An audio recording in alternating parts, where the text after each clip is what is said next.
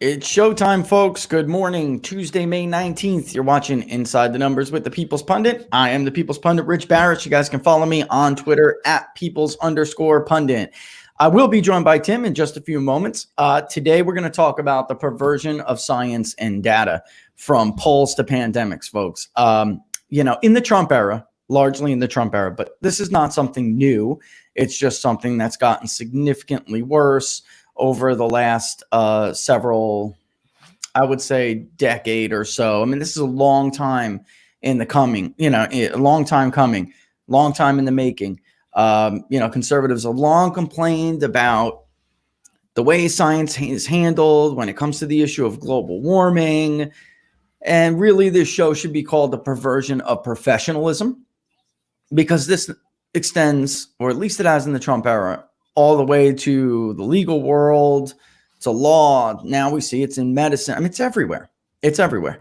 So we're going to talk first about Trump's decision with the WHO, or at least his letter. It's not really a decision yet, but it's his letter, because it dovetails right into it.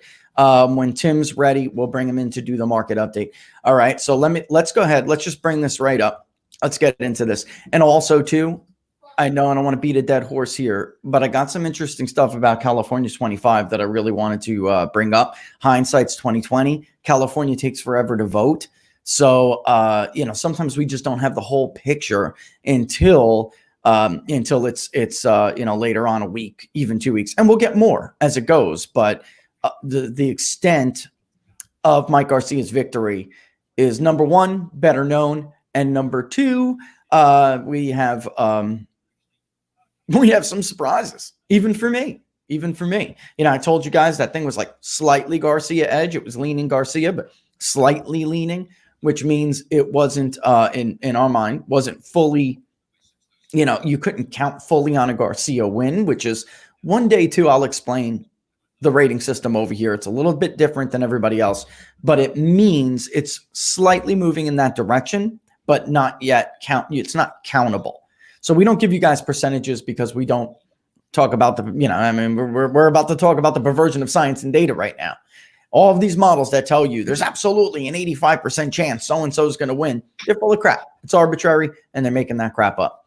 All right. So let's start going over this. And when Tim's ready, we'll go ahead and bring him in. All right. Oh, there he is right there. There you go. Hey, Tim, welcome back. All right. So good morning. Good morning. Good morning. We'll get into the. I was just giving everybody the spiel about where we're going today, but let's look at this. This letter Trump sent to Tedros. Okay, let's start here, because this really says it all. And I'll bring up some charts and graphs, folks. New testing cases today. I'm going to use Florida as an example, because for a few reasons. Number one, Florida is big. It's diverse. It has different environments. Let's put it like that. And number two, it never really was on a strict lockdown. Governor Ron DeSantis didn't do that. He did let some areas, localities, micromanage. So some of us were worse than others, like my city was worse than others. But also, the population is older. And then on May 4th, he he gave the green light for phase one for 64 out of our 67 counties. And we're going to show all of those counties in a little bit. All right. So anyway, Trump gives the WHO 30 days to shape up in letter to Tedros, however you say it. For those of you who don't know this guy, before I continue on here, all right, for those of you who don't know him, the reason why Trump is so suspicious of him and others are so suspicious of this guy, despite the praise from Fauci and others, he was wrapped up when in his own home country had this big scandal where cabinet members were taking bribes from China, and Beijing basically was like backdoor running this place. He worked in the cabinet at the time. I mean, he was one of those figures that got wrapped up in this. So, when people are saying, well, he's got a bias towards, people, Trump and his supporters, when they're saying he's got a bias toward China, it's not really just his activity at the WHO, folks. This guy's got a history of this, right? So Trump says in this letter, which came off the heels of something else from Mike Pompeo, which we're going to go over. Trump's got this letter he sends him 4 pages long, and he says the WHO must make substantive improvements or the funding freeze will become permanent. All right. So here we go. President Trump has given the World Health Organization 30 days to make substantive improvements before the temporary freeze on funding becomes permanent and U.S. membership is reevaluated. In a 4-page letter sent to WHO Director General, Tim, you know how to say this guy's name. Tedros. The first part, if I'm looking at it, I can say it, but I don't have it in front of me right now. Adhanom Tedros. Oh, what you were saying about him earlier? He's they were involved in. He's a professional bribe taker, basically. That's it, man. That's a great. I don't want to put words in your mouth, but yeah. Cut to the chase. He's a professional bribe taker. The guy's got a reputation among some people for being dirty. I mean, and that's really it. So we wonder, how can China exert so much influence over the WHO, if they don't give as much money as the United States? And it's because, and this is what the U.S. believes, of course, or the U.S. Meaning the State Department, and this is they have a history here. They have a history.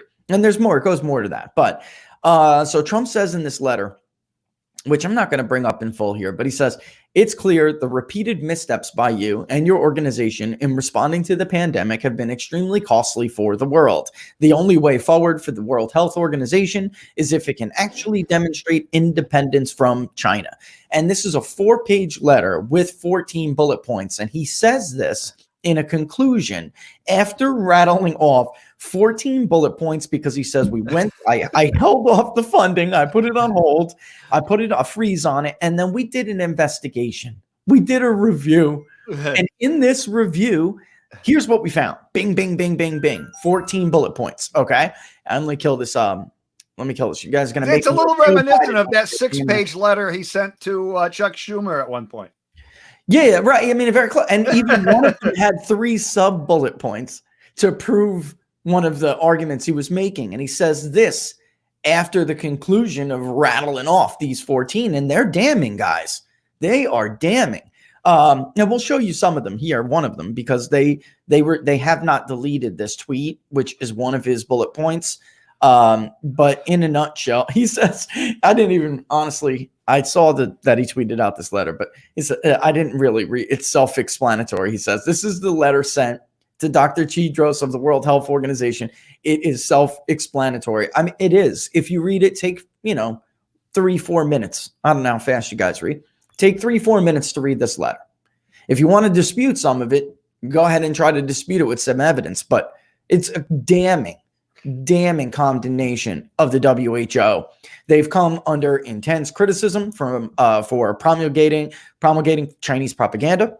A Five Eyes, which is getting no coverage in this country. Tim, this report is getting no coverage in this country. When you were gone last week, I saw all about it. Some troll in this broadcast, right?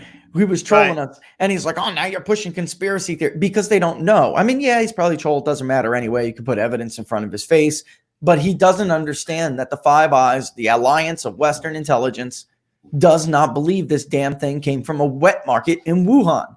Look, until the last couple of years, very few people in the U.S., unless you had an intelligence background professionally, were not familiar with what the Five Eyes network was. So true. Very true. And of course, if the media is not going to cover it, then how would this guy know? But he basically said that, I was pushing conspiracy theories because I don't believe, well, we'll get into this because we're getting there. All right. But it's not whether I believe it or not. It's a matter of evidence. There was never any evidence to support the idea this came from a wet market. And we keep hearing about, science and data and science and data. And what this is the whole point of this damn show. And my point is, what science and data, right? So the Five Eyes report, aside from saying that this thing did not come from that the likelihood is that because of the evidence, there's no evidence that this came from a wet market in Wuhan. All right, a wet, and meat and fish, whatever. There is no evidence of that. The evidence suggests that this thing came from a laboratory, the Wuhan Institute. All right, the Wuhan laboratory over there, the one in question.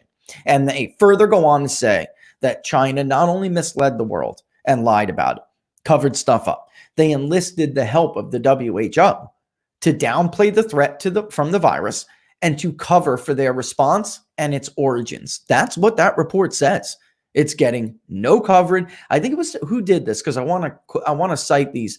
I want to say it was the Daily Mail. I could be wrong. If I'm wrong and I'm giving the wrong paper credit, then I'm sorry. I will make sure that I fix that mistake. But the bottom line is, this is not getting coverage here, and they should get that credit because it is getting coverage overseas.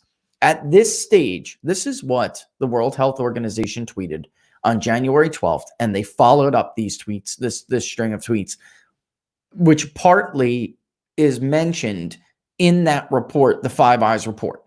They do mention this, how, some of this, not just the tweeting, just their overall activity. But this is a great example of what the report is talking about. On January 12th, at this stage, there is no clear evidence of human-to-human transmission in the novel coronavirus outbreak in Wuhan, China. They're hashtagging.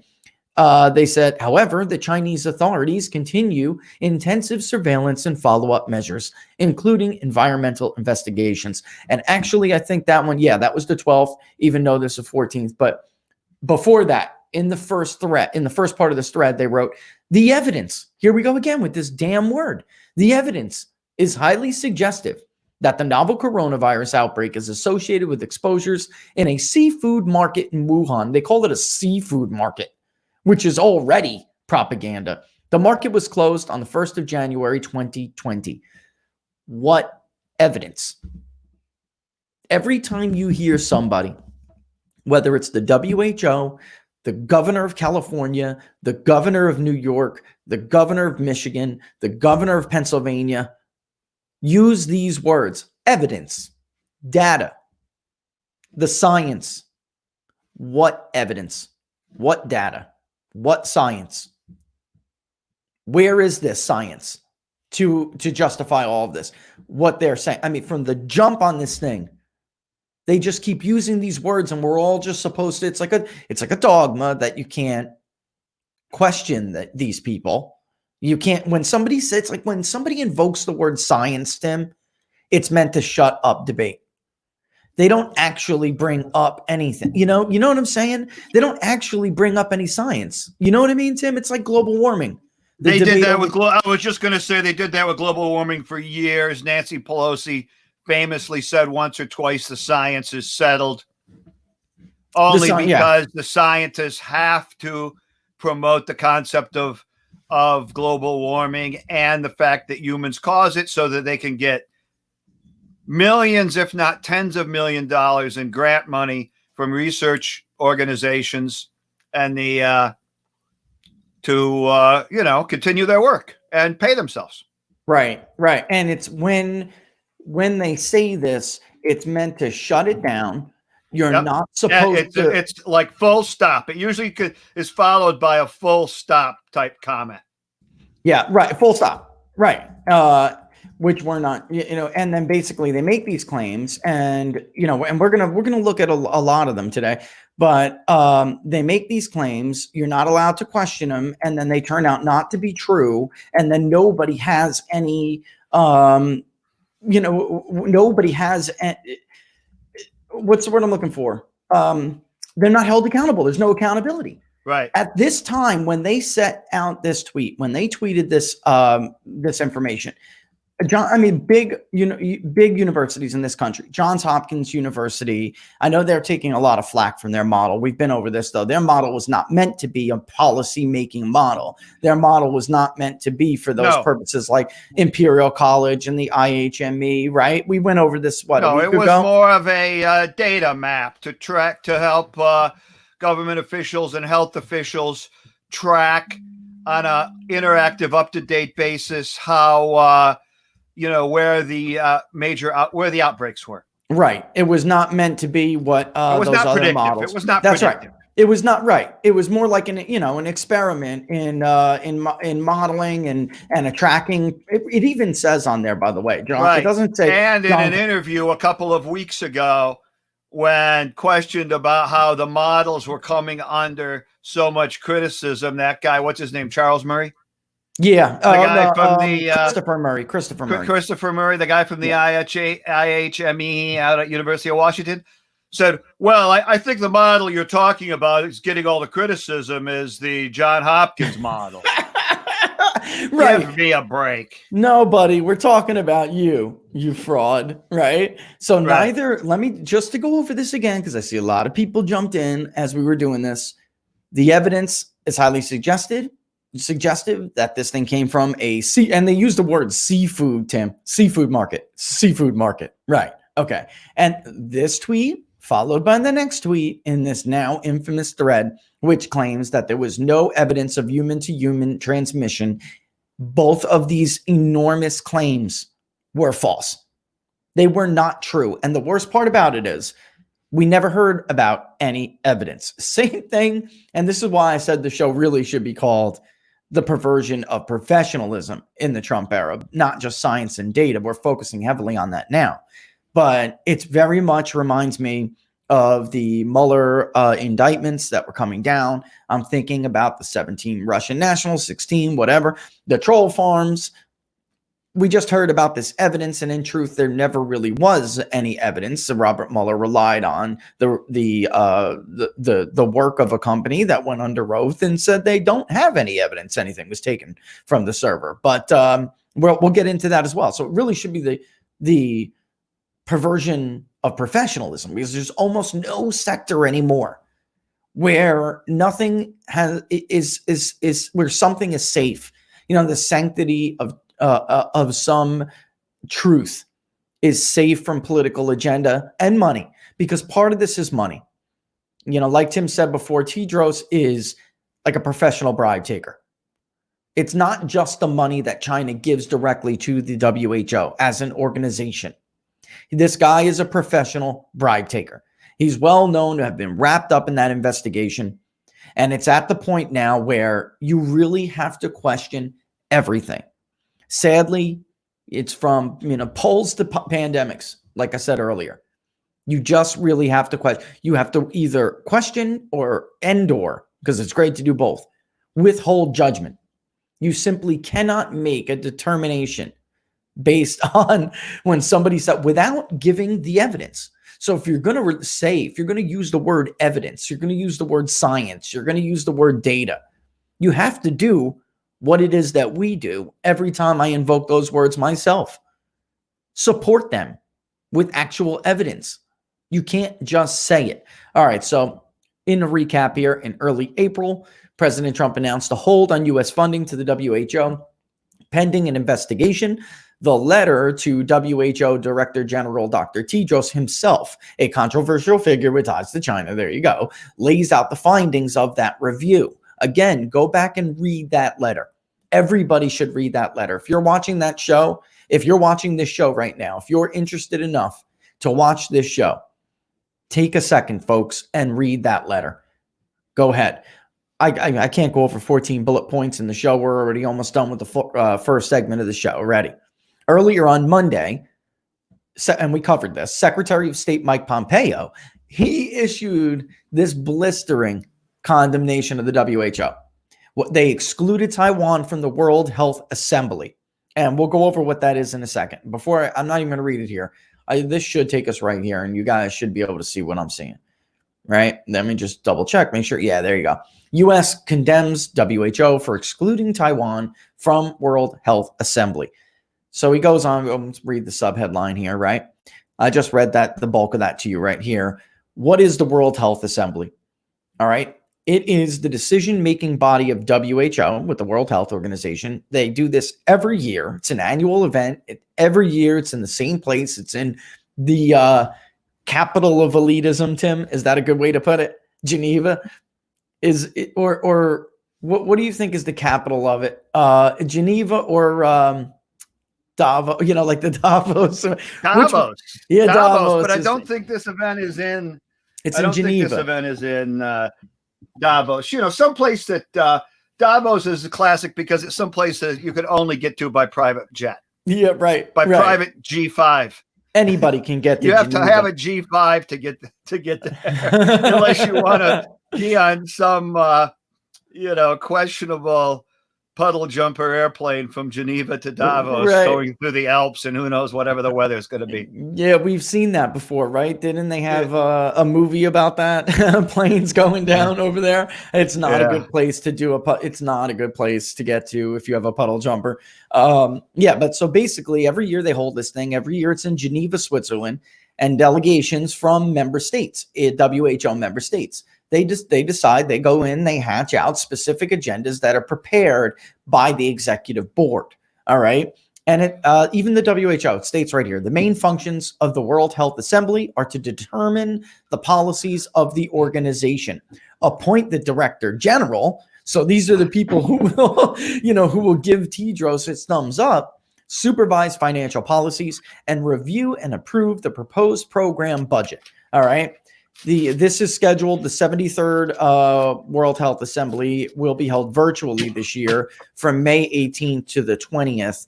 And the 147th session of the executive board is on the 22nd of May. And they go ahead because so it's going on right now. Yeah. And so the executive board is in a couple of days. Yes. But this started yesterday. And they kept Taiwan out of the loop. All right. Where do you think this came from? Of course, Taiwan is a disputed territory. They see themselves as an independent nation. They want to be. The U.S. has long backed that, even though other countries really have not. The U.S. has long backed their ability or their desire to be free. And China views them as a satellite state of Beijing. They don't want Taiwan to be free. And why? They're a jump off point. If you're looking at China, if you're looking at invading China, if you're an opposing power, or if you're China and you're looking at projecting your power, all right, then Taiwan is the way to go. All right. So not having access to that, and in fact, having them be an island that opposes those military maneuvers from this country, they can't stand it. So basically, and just to let my little producer know, tell me later. All right. Tell me later.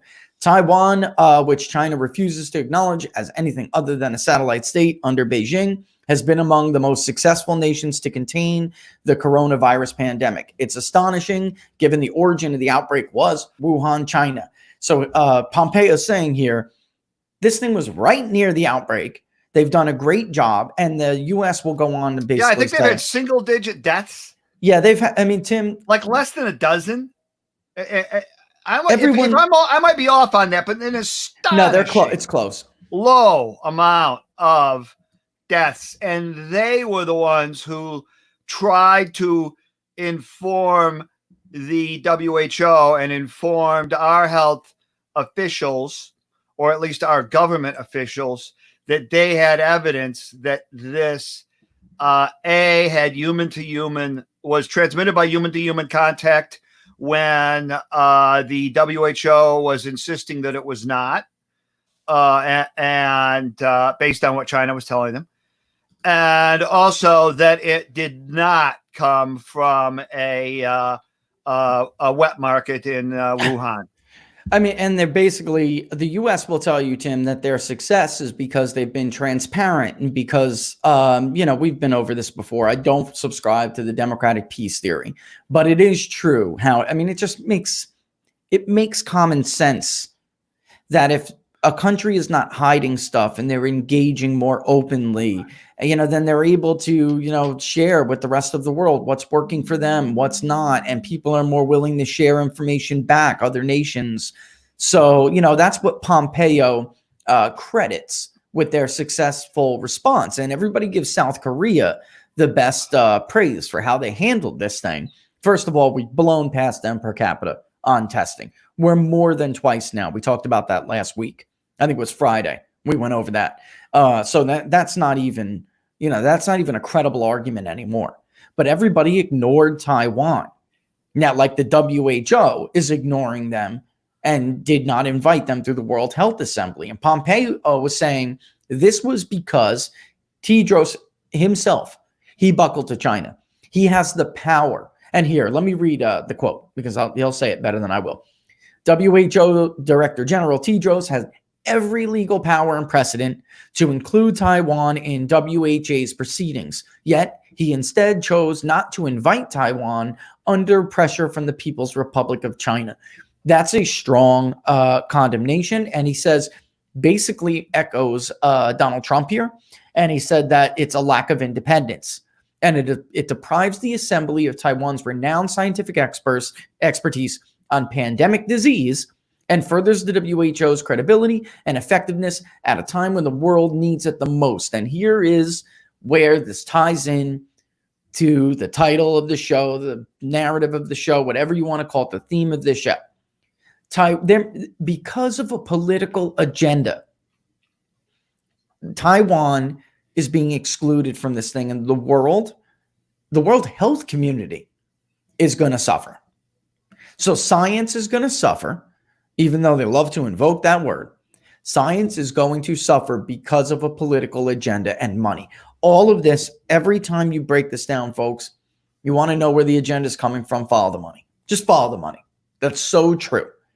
It's human. It's almost like a human phenomenon, a human condition. But unfortunately, the very altar that these people worship on is being weakened by these political agendas. Those who give the money want a certain response. Those who give the money want certain participation. Those who give the money call the shots. If there was ever an owned bureaucrat, Tim, it's this guy. You know what I mean? Yep. If there was ever somebody who's just flatly owned. Totally. It's this Joker. You know, I mean, it's sad. It's freaking sad because Taiwan did a fantastic job. They're like, scientific expertise on pandemic disease. I was wondering what he was looking at, what he was talking about, and go back and look at prior SARS epidemics. I'm not clear. I was really impressed is where I'm going with this. I'm not clear outside of an explanation that China hates Taiwan or hates an independent Taiwan and wants Taiwan and doesn't want the rest of the world to acknowledge them as an independent Taiwan. Outside of that, Tim, why the hell did these people not invite them to participate? And not just, but I'm talking about even before the coronavirus pandemic. They should have been a voice at the table considering what they've been able to achieve in the past. And they're not. And that ended up costing the rest of the world. Anyway, the U.S. credits Taiwan's success with it being a transparent, vibrant, and innovative democracy, rather than a totalitarian regime such as China. He didn't actually say that, but it was pretty clear what he meant. So he was saying, yeah, well, other than a totalitarian regime, meaning China. He didn't mention them, but they've been criticized by the West for mishandling the pandemic. And this is back to the Five Eyes report, but I'm just going to read the last of this before we move on. The PRC's spiteful action to silence Taiwan exposes the emptiness of its claims to want transparency and international cooperation to fight the pandemic, and makes the difference between China and Taiwan ever more stark. Taiwan is a model world citizen, while the PRC continues to withhold vital information about the virus and its origins, deny access to their scientists and relevant facilities, censor discussion of the pandemic within China and on Chinese social media properties, and cast blame widely and recklessly. You think you fit it all in there, Tim? Yeah. Right? So there we go. There's that. So I'm going to step back from here. Let's do the spiel, the market update, and then we'll come back to the next on the list. We'll talk straight about, where is this science? Where is this data to justify extended lockdowns? Where is this stuff, right? So anyway, folks, it is just about to be 10:30, but it's 10:29. You are watching Inside the Numbers with the People's Pundit. I am the People's Pundit, Rich Barris. You guys can follow me on Twitter. Whoops, I'll get this right one day, at Peoples_Pundit. If you guys are on YouTube, go ahead and follow along on YouTube. Don't forget to hit that subscribe button and turn on that notification. We have like a great rate for notifications. If you subscribe, then like 85% or 90% sign up for those notifications, which is awesome. That tells me that you really want to know when the show goes on. That's fantastic. We had a huge run with subscriptions last week. Let's keep it up, folks. If you're watching for the first time, don't forget to subscribe to the show, to the channel, People's Pundit Daily's channel. If you watch on Facebook Live, go ahead and like the page, People's Pundit Daily. Both of those will let you know when we're going to go on, which is Monday through Friday, 10 to noon, 10 Eastern time, to noon Eastern time. Yesterday, there's going to be a couple of days where I'm going to have to either handle something so there will be some days where we wind up missing here, but come July, all that will be over. I don't expect it will be many. I just want to tell you, like yesterday, sometimes there will be, that will happen like it did yesterday.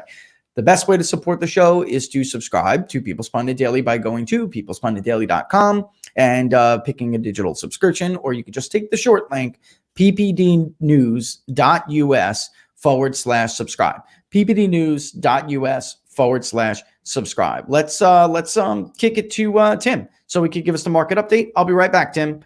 What's going on out there? So look, let's talk about yesterday just for a minute. It was a big day. The Dow was up as much as 1,000 points at one point late in the day. It ended up a little bit more than 800. The NASDAQ is the market's a little bit mixed today. The Dow is down a little bit less than half a percentage point. The NASDAQ is up about a half a percentage point. The S&P is dead flat. The S&P is staring 3,000 right in the face. It's an amazing move. It's a little bit above 2950 after that big move yesterday in the market. The Dow well above 24,000 after trading below 23,000 at the low point last week. And the NASDAQ having traded in the 8,700, 8,800 range at one point last week. Now 9,200, 9,300. I'll give you a closer look in just a minute here.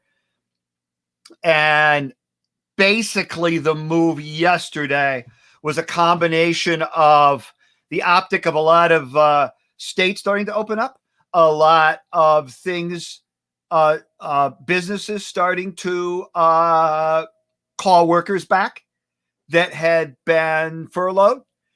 And oil rallied yesterday above $30. That's a big deal. Clearly a lot more traffic on the road. Certainly the difference between yesterday and today versus even a week ago is very noticeable for people who have been out on the interstate anywhere or just out in your local neighborhood. NASDAQ almost to 9,300. That's about a 500-point move from the lows last week. Powell said in the 60 Minutes interview that the Fed is nowhere near being out of ammunition, and that although he was questioned pretty aggressively about, well, what will we do if there starts to be more outbreaks after people go back to work? And he said, well, obviously the policymakers will deal with that, et cetera, et cetera. He thinks it's absolutely critical that more be done to support small business as the main driver of employment in the country, always has been. The small businesses employ at least, I'm going to say at least 60% of the people in the country. It could be 10% higher than that. And I just think that, the market just had everything going for it yesterday. Right. Very optimistic tone. Pulled back a little bit at the end of the day, as could be expected when, you see the Dow up close to 4%. Some, near-term traders took some profits, but we're almost at 24,500, even though we're down 100 points today. It's a meaningless move, and NASDAQ just continues to charge higher. There are technology stocks that are either directly involved in streaming and online activities or support a lot of that through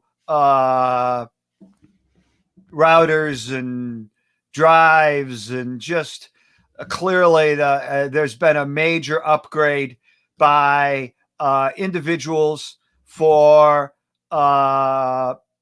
computer technology at home, and companies that have individuals working at home and plan to have some of them potentially working at home for a while have basically been buying anything they need to facilitate them working at home.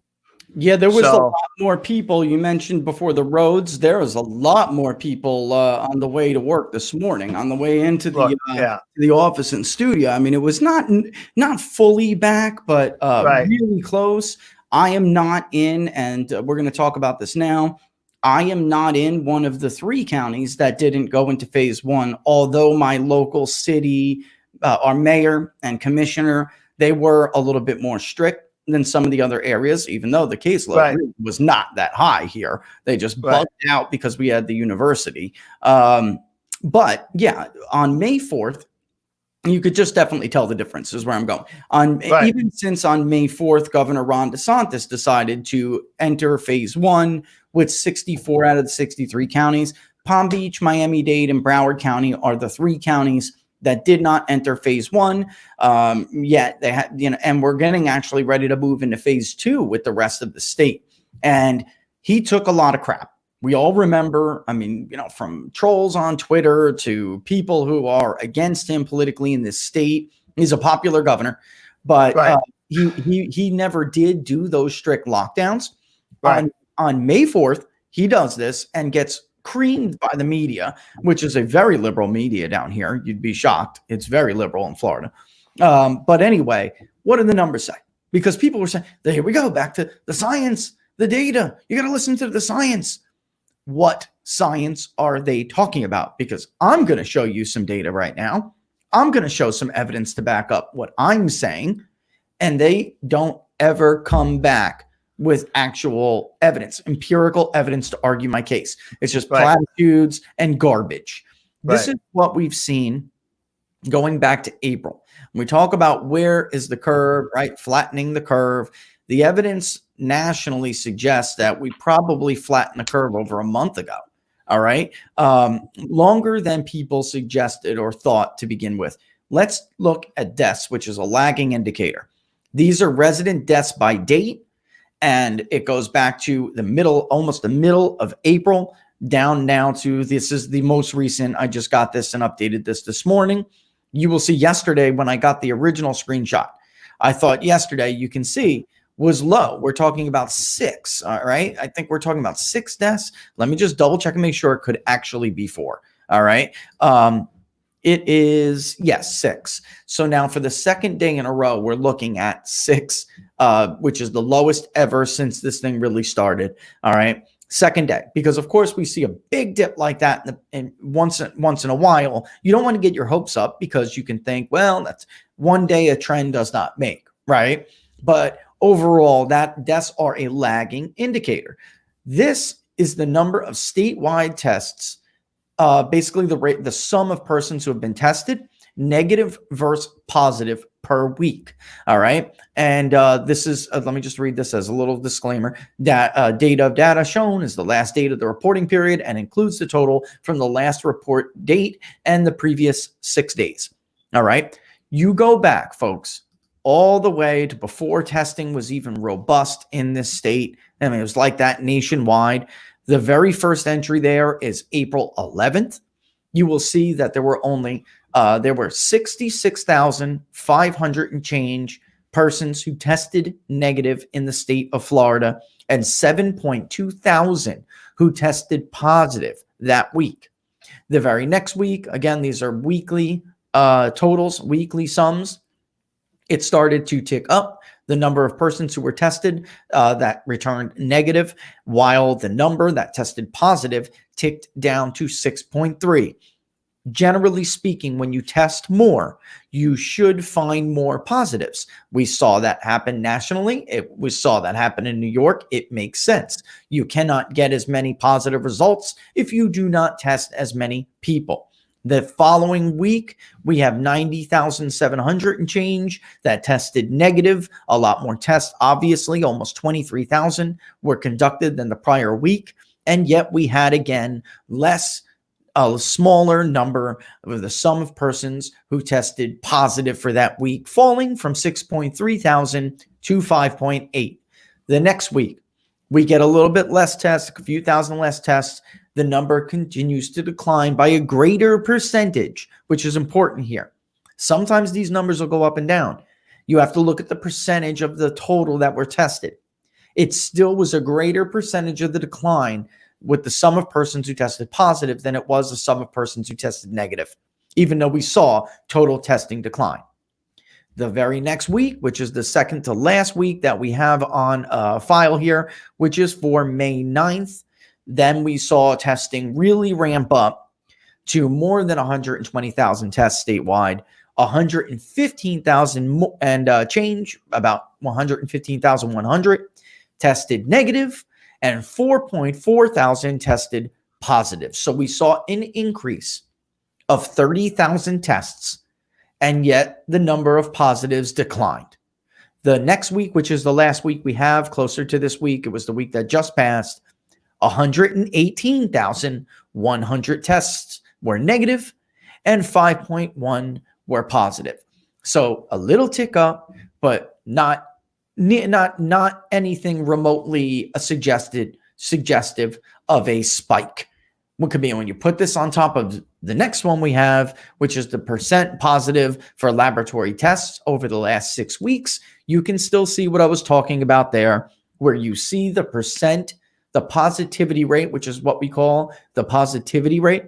You see it continue to trend down even in the last week, even though you saw that number tick up a little bit. What the media is doing is focusing on the number of tests that are coming back positive. And sometimes they'll say, wow, this is, they did it in Texas yesterday.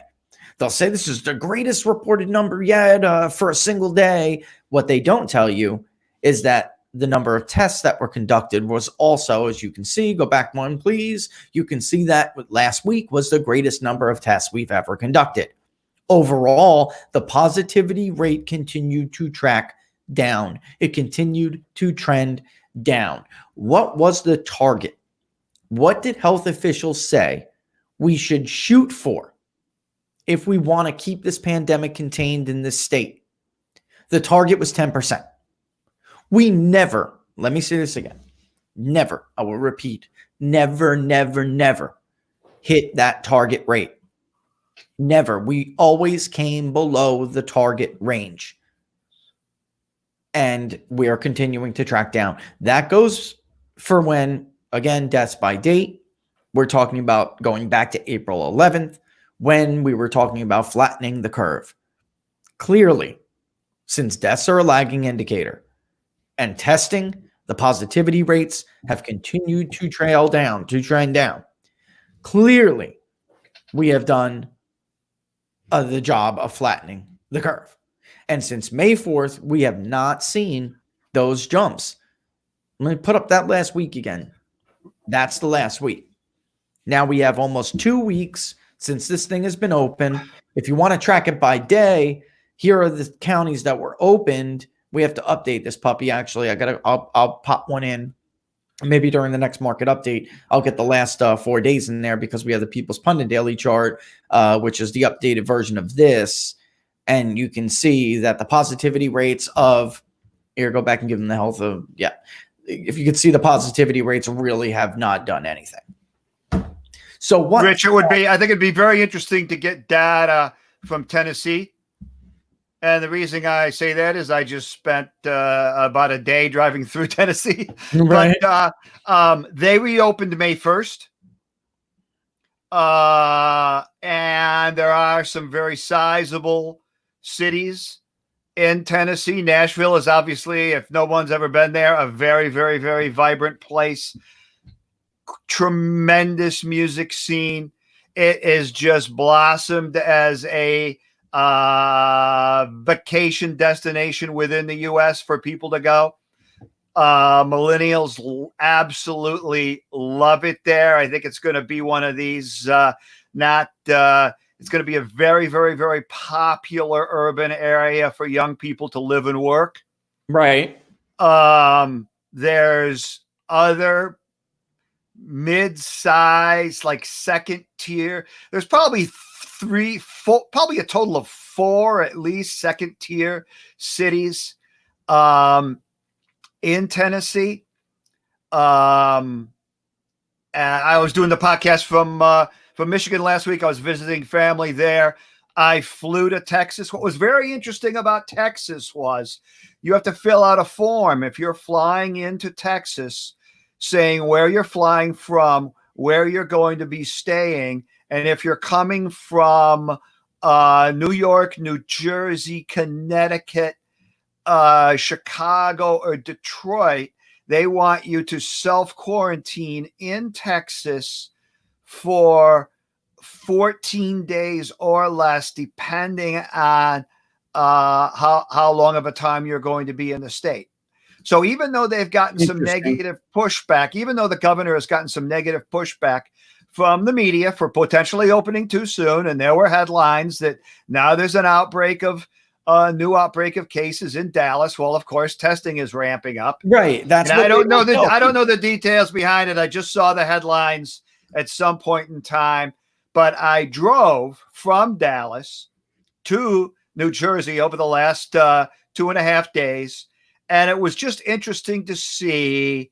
I didn't really spend any time in Arkansas, but I stopped a couple of times. They never really completely shut down. You know, you go into a store there, you know, a 7-Eleven or a big gas station store there with a mask on. They kind of look at you like, oh, one of those. But, you know, Tennessee, it was kind of 50-50, but no restrictions on it. And at I stayed in the Knoxville area, and I was speaking to the people at the Hampton Inn that I stayed in, and they had, you know, well, we never really completely shut down, but we started calling people back May 1st. You know, we called Julie over here back May 1st. Oh, really? Oh, you've been open since May. Oh, yeah. Yeah. Well, and how is it? How's your traffic? Oh, it's definitely picked up. Now, I had no problem getting a room. But it was, I would say they were maybe 2/3 capacity. Yeah, you noticed a lot. You noticed people coming back. Right. There was a lot of traffic on the road. Frankly, there was a lot of traffic on the road in Virginia. Now, Route 81 in Virginia is a route that a lot of people could have been taking from Tennessee, from Georgia, from points south, but not along the coast. And Route 81 feeds up into Harrisburg, right in the middle of Pennsylvania. So there were a fair amount of trucks on the road. There were definitely a lot of cars on the road. But in Pennsylvania, where I did stay last night, the Holiday Inn Express I stayed at, the woman at the desk told me they had been totally shut down and not taking any overnight guests at all unless you were an emergency worker. Yeah, that's sad. You know, that really, I do find that because, and I don't think it was in an area that had major breakouts either. It was, you know, central eastern part of the state, you know, general kind of the Reading, Allenwood area. That's what I was going to say. Is that really what's sad here is like this mentality applied to everybody equally, even though there are definitely areas that were late to come around with concern. And they were, again, though, it's not late to come around with concern. That's how they were portrayed.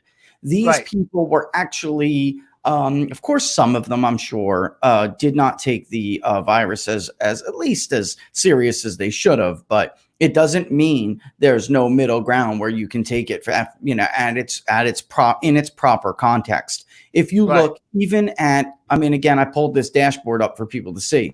just so you can see, going back to mid-April to now, all we're seeing is a decline in the death count because we have increased testings too. The death is a lagging indicator. Even with the gain in the testing, we have those 3 counties that are really making up a large chunk, like New York makes up a large chunk of the total nationally. Those 3 counts make up big chunks of our statewide numbers.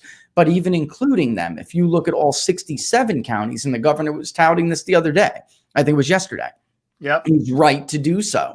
If you look at since phase 1 on May 4th, ICU hospitalizations are down 21%.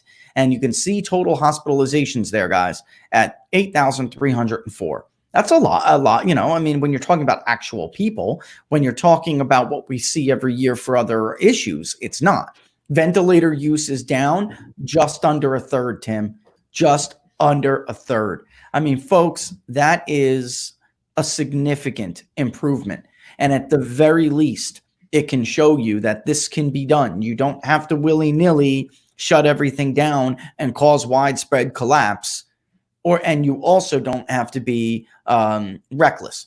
You know, there was always a happy medium, and we just never, people didn't want to play with that happy medium, Tim. They didn't want to entertain it. And I think it's so sad because here's testing.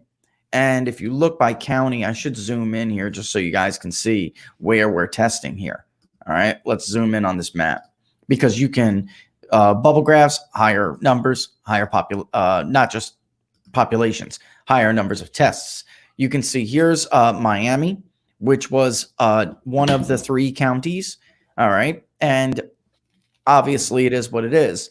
Still well below that target, which is up actually over here, target rate 10%, still well below that. Look at the number of negatives. This number has swelled significantly. So over 93.1% of Floridians that have been tested since the start of this pandemic have tested negative, which is incredible because of the strict guidelines in the beginning to be able to qualify for a test. Tim, you had to get a test to travel, right? You know that you have to meet certain criteria to get. Well, I didn't have to get a test to travel. I got a test because a lot of people I know have tested positive. I was taking and I never really had harsh symptoms, but then 2 people I know tested positive with what you would call extremely mild symptoms. And I was visiting my folks in Michigan. They're both 90 plus years old. And I just wanted to make sure, you know, I just wanted to get the test to see if I was, give myself a little bit of peace of mind. And also potentially to maybe see if I had antibodies, because my test was a combo test that tested for your antibodies and also tested whether or not you currently had an active virus. You were being responsible. Right. That's good. I mean, yeah, sure. Absolutely. Especially since you're going to see family that are at risk. Right. So, I mean, but again, I was just talking, let's look at that again. I want to make sure people see this. Let's look at this again. So hospitalizations down 21%. This is since the start of phase 1, because people are saying, well, what about the big spike? What about the big spike? If there are no hospitalizations spiking, if you do not see a spike in hospitalizations, you are not going to see a spike in death rates. The media is focused on infections because testing is increasing, and it sounds scary. More positive cases if you are testing more people, or at least that is very likely. Even in our case, Tim, the positivity rate itself has actually gone down. You know, and if there are lower hospitalizations, then obviously ventilator use, you know, which are other lagging indicators. You first have infections, and then you have hospitalizations, ventilator in this specific case. This is down 32% since the reopening started, phase 1 started. And then you have deaths finally, which is the lagging indicator. We're just not seeing it. All right. Right. So here, I'm showing I don't know how much more charts I can, how pretty they can be, how much I could show people to make the point. The point is that we simply don't have the science, the evidence, the data they keep citing. So this is why they go to the microphone, they make these crazy statements, but they don't actually back it up. And you get somebody like this person who told people in Pennsylvania, we're going to do, Tim said Tennessee. I'll throw that in with Georgia because we're going to do Georgia tomorrow. All right. They're another one. Brian Kemp has every right to tout it. And then you have clowns like this who are hired because of some liberal dogma, go out and tell the citizens in the great state of Pennsylvania that it is okay. Don't worry. Keep your mother in the nursing home. Don't worry about visiting her. She moved her mother out of that nursing home. And what's the stat now? 70% of all the deaths in Pennsylvania are at nursing homes? Just under 70. Last week it was 68%. Now it looks like it's going to overtake, because that's so sad. Right. But that's where this thing really was vicious and took hold. The thinking behind this, folks, again, if you didn't watch that show, the thinking behind that idea, those executive orders from Cuomo and everybody else. Here's a great one right there. There's Cuomo's executive order. The thinking behind this was that it was best to get these patients out of the hospital because they had a bed in their nursing home where they lived. So send them into an environment where everybody in the environment is a high-risk individual. That's right. And what they thought, Tim, is that it was that these hospital beds were going to be short, few and far between. This is the New York order right here. Because they bought into the ridiculous projections from the IHME and the group in London. The Imperial College. Tim, Cuomo I'm not, guys, I wish I was joking. I wish some of the crap that I say on this show was a joke, like I was kidding, but it's not. Cuomo just hired the statistician from Imperial College. He announced it yesterday during his clown show press conference. I was like, my jaw when I was listening, boom, to the floor. I couldn't believe it. Neil has been or Niall, however they say it, over across the pond. Mr. Ferguson. His name is Neil. It is Neil, right? Not to be confused with Niall Ferguson, who is a tremendous author, was requested by Henry Kissinger himself to do his biography. It's a long, tedious read, but also has written and spoke numerous times on topics from financial history to he's a historian. And you've probably seen him on TV before. I believe he's with a group at Stanford right now, but that's a different individual. I before E for Niall across the pond. E before I think it's Niall. I think it's I think Niall is Niall, I believe. Right, but the rule of thumb is generally first. The I is first, generally. Right. Rule of thumb, right? Right. Yeah, that's what I thought. But he is the Imperial College professor. He's the face of it. But basically, he's the face of it. But it doesn't mean he's the only one working on it. Yeah, and somebody's asking about guys, today's show. I'll save some time later for talking about polling. But tomorrow we're going to talk about the importance of national polls at this point in the game. So I don't want to jump off topic. I see your questions, but maybe I'll take some later. But Neil Professor Ferguson, who has now been disgraced because he had a married woman break his own social distancing guidelines so he can come and have an affair. So he's resigned. But when these people work on these models, they go out and find somebody like me to crunch numbers and to put together the actual statistician puts together the variables of the model, what they do and how they impact the overall outcome of the model. I'd argue somebody was talking about Maryland. I would argue, again, Larry Hogan, a Republican, he handled this situation a lot like his Democrat counterparts to the Northeast, and he got worse results because, of course, and Cuomo admitted this in a press conference. He himself admitted it. Maybe it wasn't such a good idea to lock everybody up together. No kidding, because we don't have a ton of data on this. But what we do have suggests that environmental outbreaks, the top category, is home infections, or indoor, you really could call it, because a nursing home would qualify for that category if they were if the subjects of the studies were US, right? So I don't know how to put this without being insulting, but the nursing home phenomena is an increasingly unique, like, American phenomena. In Europe, you have multi-generational people in the house, so it's a little bit different. All right. But yeah, they finally released their, yes. So Louisiana, just that's another great comment. I'll add Tennessee. We were going to do Georgia, but I'll bring in some of these other areas. That's a sad number out of Louisiana. Again, a very serious mistake, right? I'm like drilling this into people's minds.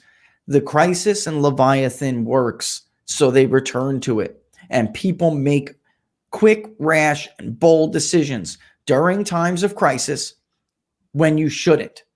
When you should wait, if you can, you should wait for the most recent, the most sound, the most trustworthy science and data to come in. You don't make ahistorical, bold decisions with incomplete, inaccurate, or just flat out bad science and data behind it for your decisions. All right. Let's kill that, Tim. Let's do I think I'm going to hit this because everybody's asking me about, you guys don't let me stick to the script. All right.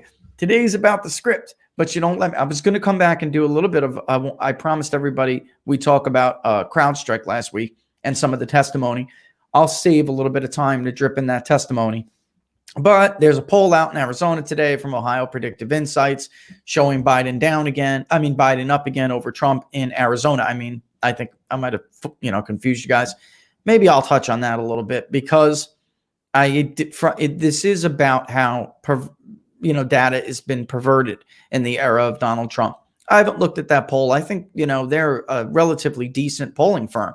I think they have a solid reputation, no doubt. Trump has been down in all but 2 polls in Arizona for months. So that is why I have told everybody that, somebody told me today, maybe I think you're being a general for, somebody criticized me and said he's being a general for the last war. That's bullcrap. If Biden, the West is not, there is no Western battleground state Republicans can rely on anymore. That's just it. People like me have been sounding this alarm for more than a decade. Arizona will eventually or Nevada will eventually turn into New Mexico and Colorado. And Colorado will too. And Arizona will follow it if you don't do anything about it. And they really didn't do much about it. I'm not saying we've been over. You guys can go look at that episode when we went over Arizona. I'd have to go and look inside the poll to see. But I don't think it would be extremely hard for Biden to carry the state of Arizona by 7 points like that poll suggests. That would be, just go back, look. I'm not talking about polling here. Go back and look at the episode on Arizona where we opened up the voter files and we showed you guys the voter files. It's just highly unlikely. Even if you wallop the Republican candidate by huge historical margins like Sinema did to McSally, you still barely eke it out. Now, I'm not saying that you can't, but I just don't see a 7-point win for a Democratic candidate in the state of Arizona. But that's what I meant when people were calling me the general of the last war. Biden can end this thing early in the Midwest. Trump has to defend the Midwest. He needs to fundamentally change the map like he did in 2016 because there aren't these states, you can rely on. Yeah, it isn't. It's a bit insane to me, a 7-point win. But I don't want to get into that yet. You guys, you bait me into this because I love talking about polling. So you guys do bait me into it. But They do, Tim. How about, because I don't want to miss the economic data, why don't we do your market sweep, and then let's talk about the last two housing indicators that we missed, and then we'll get into Russia. All right. I love you guys, but you bait the hell out of me, man. You really do. All right, Tim. I'll be back. Give me 2 minutes or so. I'll be back. All right. What's going on out there?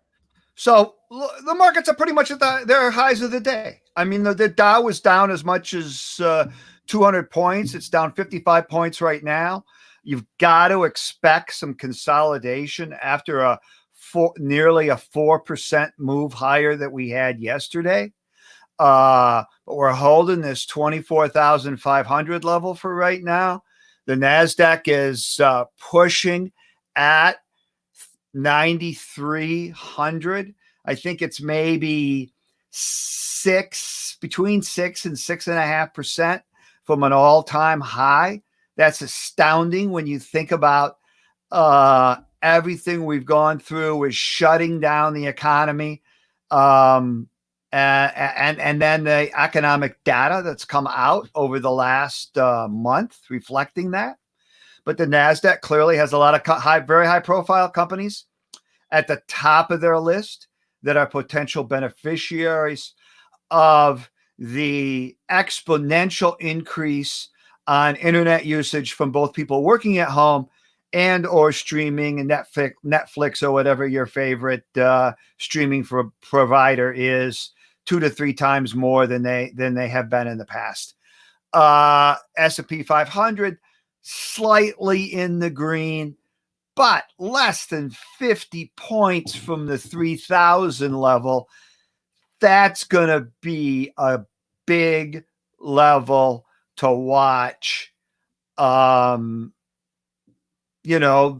rest of this week, if we continue to hold the majority of those gains from yesterday. Yeah, that's good. Tim, I don't know when we're going to hit that point where, some of this economic data goes back to, moving the market. I mean, some indicators have some temporary effects, but we're just not seeing that now. I mean, we had a nice jump yesterday. The Dow was up almost 4%. The Russell, when you're in transition, transition points or inflection points for the economy and the market, there's always periods of time when the stock market and the economy are two totally different things, and that's at an extreme right now. Right. And basically what the stock market is still the greatest predictive tool that we have. And it's telling us that it acknowledges the fact that the shutdown was self-imposed. It wasn't due to deteriorating fundamentals underlying the economy. And it's telling us that the first half of the recovery in the economy is going to happen naturally as states reopen and people get back to work and businesses call employers back. Businesses that are beneficiaries hire more people, and those that have had people on furlough call them back to work. So that's just naturally the economic data is going to be heavily skewed to the downside for the month of April, because we were totally shut down. Even though the shutdown started mid-March, by April 1st, we were totally shut down, and almost nothing opened back up until May 1st. So right. The month of April is just going to be a very ugly low point for economic data. But investors in the market accept that, and they realize now the only question is, what dislocations are there going to be from companies that just couldn't survive all of the turmoil and weren't able to maintain everything they had to maintain to get to the other side. Now we're coming into the other side of this, and we'll see a drastic improvement in the consumer, in retail spending, and in other indicators that show the economy starting to gear back up. I may have to, and that brings us, well, really before I just got, once in a while I'm on the show, guys, I'll peek at my email or something and something will come through and somebody dropped a little nugget in my inbox. And maybe we'll bring it up because it has to do with Biden and Ukraine, since we're going to be talking about Russia in a little bit here. But Tim said it's going to be an ugly April. People accept that. New residential construction for April came out. It wasn't as bad. Actually, Tim, some of them, there's 3 indicators in this report of new residential construction. There's housing starts, there's building permits, and there are housing completions. Last month, for March, was actually revised higher for a few of them. But yeah, this month was ugly as all hell. So here we have, this is the entire trend, folks, and I can put up that entire trend. Can we give the chart here? Yes, we can. This is the entire trend. All right. And I'll get rid of that again so you guys can look on it here. I'll bring it back up in a hot minute. But coronavirus mitigation efforts hit residential construction hard. And like Tim said, some people, it didn't move the market really because people expect that. They posted significant declines. So let's get down to housing starts, which is the second indicator in the report. But people always focus on housing starts first, right? So when we reported on People's Pundit Daily, we put housing starts first, even though the Census Bureau does not, because that is what the headline number really is. Privately owned housing starts in April, they came in at a seasonally adjusted annual rate of 891,000. That's that's more than 30% decline from the March estimate of 1.276. These are in units of thousands, so 1,276,000. And it's almost 30%, as you can see here, 29.7, down from the April 2019 rate of 1,267 units. Tell you what, under Donald Trump's administration, before coronavirus hit, these were really picking up. And it was right around the end of 2019, early 2020, and we'll talk about builder confidence at the end of this report because they're connected, where this stuff really started to fire on almost all 4 cylinders. You have heard me say this before. The Trump economy was the strongest economy in decades, but housing, because we had the Great Recession, it was a uniquely housing related recession. It never really came back fully under Obama. And it was one of those last legs, I called it the 4-cylinder for the economy, that just wasn't firing full. And it just started firing before this damn crisis came along. Single family housing starts in April fell to a rate of 650,000, or 25 and 4/10 lower than the revived March figure. The April rate for units and buildings, sorry about that, guys, it's going back and forth, with 5 units or more came in at 234,000. Those are like multifamily or more than 1 unit. So then they have it broken down as 5 units or more. The headline number is a single family home, a regular old house like you'd expect. The forecast range from a low of 750,000 to a high of 1 million. The consensus was just under 1 million at 968. So housing starts just missed the consensus forecast. Building permits, they came in at a seasonally adjusted annual rate of 1,074,000. That's down almost 21% from March rate of 1,356,000, and down nearly 20% from the April 19th rate, 2019 rate of 1,330,000. Single family authorizations fell to 669,000. That's 24.3%. Authorizations, I'm trying to speed through this now, guys. I don't want to drum you through with all these numbers. Authorizations in units in buildings with 5 units or more came in at 373,000. Forecast for that headline number range from a low of 750,000, just like housing starts, same low, but this one at a high of 1,150,000. The consensus was 1,033,000. So here, if you go back and look at the annual rate, we just beat building permits. Why does that matter? Starts is when you break ground. Building permits is when your builder or whoever you hired to build your home, or whoever's building a development, subdivision, whatever, that's when they go down to the county office, wherever they got to go to get the building permits to start construction. Housing starts is when they break ground. This is outpacing housing starts. That's at least a silver lining. This came in while housing starts actually missed the forecast. The number of homes people went to go get a permit to construct went up. And it went up. Obviously it went up. It beat the forecast slightly. So that's at least a little bit of a silver lining. There is no forecast for housing completions. They came in and adjusted. Well, no consensus. There are some people who do, but not enough to release a consensus, so we don't do it. Seasonally adjusted annual rate was 1,176,000, which is 8.1% below last month and nearly 12% below year over year. Single families fell to 865. I don't think I need to go on with this. Again, there's no forecast. On Friday, the National Association of Home Builders, Wells Fargo Housing Market Index, which is called the HMI, the Housing Market Index, ticked higher to 37. All right.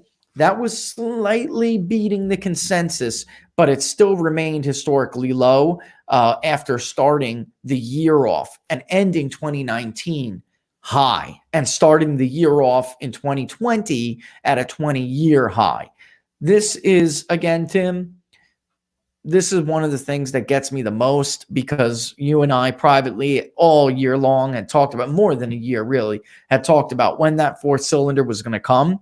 Building confidence was like bustling in the 70s, and people were making hay about it when it was in the 60s, mid to high 60s.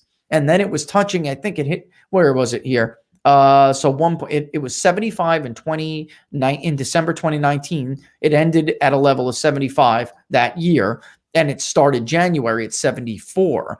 So builders were telling us they have a lot of confidence in the market for single family homes. And we needed that new residential construction report to start to confirm that level of confidence because it was there for like 6 months. It just didn't take hold. It just didn't explode. And then it did at the beginning of 2020, in January 2020. It did take hold. And then this thing came around and did us dirty. You got any thoughts on that, Tim? Yeah, I just think that'll come back quite rapidly. I think that realistically, what happened was that if states had a mandated, no more than 10% people at one function or one workplace, and you had potentially 10 people, that affected some construction projects, but not all of them. And I think that this is a number that, particularly with mortgage rates extremely low, that will snap back quite rapidly.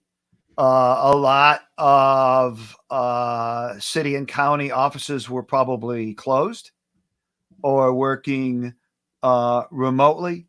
Kind of in an awkward way to get permits done.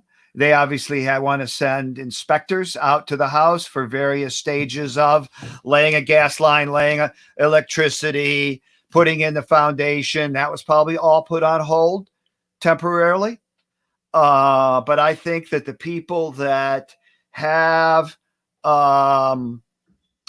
secure job prospects and have the cash for a down payment. I think the people that want to build a house are going to build a house. And you cannot underestimate the effect that home building has on the economy, much more so than the stock market, because the home building companies are not mega cap stocks that are always headline grabbers. When people talk about the most active stocks or stocks in the Dow Jones Industrials, or stocks that are in the upper tier of the S&P 500. These are all companies that at one point in time were family businesses, and they grew and grew and grew, and they became public companies, but they're not big mega cap companies like, Toll Brothers, Ryland Homes, Pulte Homes, et cetera, et cetera, et cetera. But where anybody that's been involved in building a house before knows that there's a tremendous amount of collateral activity that goes on when you're building a house in terms of subcontractors. And that's what employs tremendous amount of people. And when the when the home building market is really humming, it can be 15 to 20% of the total economy. Yeah. That's why it was like, we're waiting for this thing to kick in. And, I hope Tim's right that it does come back soon. I know that rates had been just a year ago, as somebody who is in the middle of this process. Actually, I'm getting to the tail end of it now. Rates were, when it started this process, like the advertised rates were about 4 and change, 4.5, 4.8. In practice, when you were getting a rate that was like and I'm talking about a VA loan, the FHA was like 6.5. And then in practice, that would turn into a 6-point-something% loan anyway. They're down now where if you want to buy some points, you can get a rate under 3%. If you just have a regular like VA loan, you can get 3% pretty simply. I should pull up some of these. I got this aggregation of rates, but pretty much in a nutshell, even 30-year fixed rate mortgages from the FHA are sometimes half what they were a year ago. So, in generally speaking, so, it'd be nice. This confidence ticked back up. It fell terribly. It was the biggest drop ever, but we did see it pick back up. It did break the consensus. Let's see if that trend continues. Banks are doing what they can. I know some of them are expecting 20% down payments on some of these builds, or it's on any houses now, really, for a mortgage. Whereas maybe you started off this process expecting 10 and they're bumping up their credit scores. That's some of them. They'll do that to protect them on the back end. Unfortunately, it can be some of those things that prevent people from moving forward. So we'll just have to see. I'm going to mention this before we move into, I want to get into the CrowdStrike transcript. I promised that to people last week, but I do want to get into something we're going to talk about. Todd, Tim, if for those of you who don't know, Todd Wood used to write for People's Pundit Daily and the Washington Times. He went off. He started a company called Creative Destruction Media, and they do regional reporting on different areas. So Tsarism is it covers Russia and the former Soviet bloc. So nations that are now not part of Russia, but are the former Soviet bloc. Obviously, Ukraine being one of them. They also have Zionism, which covers Israel and the Middle East. And they do it from a point of view from that nation's point of view. So not like a global media wire, but from that nation's point of view. And I got to tell you, going back to when he used to write for People's Pundit Daily, do you remember when the Manafort ledger, the mysterious ledger, was leaked in the New York Times? He 3 days or 2 days after that story came to me. I guess the Washington Times didn't want to print it.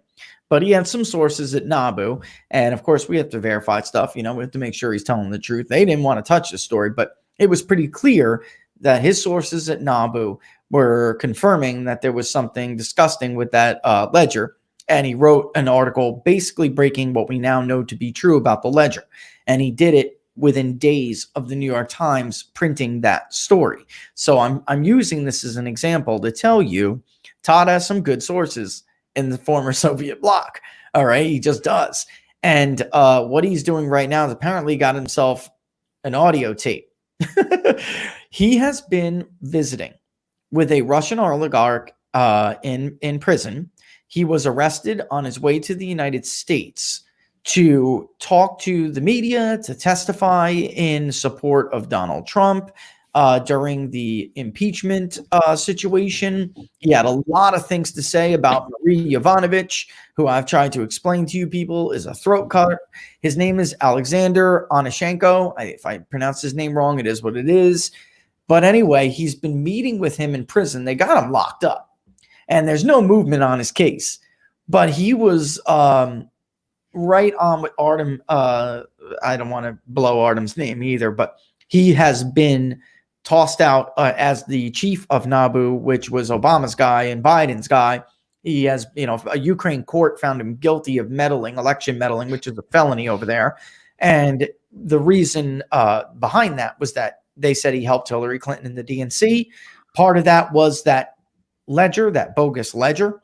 And let me end this, because before I get into the CrowdStrike stuff, Todd has an audio tape that he got apparently, and he's going to translate it for people to listen to. But they're going to go public with it anyway. It details, here we go. Just refresh everyone on what NABU is, Rich. NABU is the National Anti-Corruption Bureau of Ukraine. They're supposed to be the good guys in Ukraine, just like it is with all former Soviet blocs in Eastern Europe and anywhere. I got to tell you, the way this country's going, we're not much better. Sometimes it's hard to find the good guys from the bad guys. And sometimes there are no good guys. They're just bad and badder and worse. And so what Todd is trying to do is go to this guy was wanted, Tim, for thinking on Petro Poroshenko for being a crook. All right. And he's got this. Are you ready? These are the bullet points. I'm going to go back. But Biden, apparently the tape is of Biden talking to, and John Kerry's on the tape too. All right. He's talking to Petro Poroshenko, who's the former president. Vladimir Zelensky, who just won in a landslide. The comedian Vladimir, who's on the phone call, which was the center of the impeachment investigation against President Trump. He ran against Petro Poroshenko, who was Obama and Biden's guy, and Soros's guy, and that he was the one who's had corrupt dealings with some of these energy companies that are a focus of all of this controversy. On the tape is Andrei Durkok, who is Andrew Durkok is the source of this cassette tape. All right. And the recording is of conversations between former U.S. Vice President Joe Biden and former Ukraine President Poroshenko.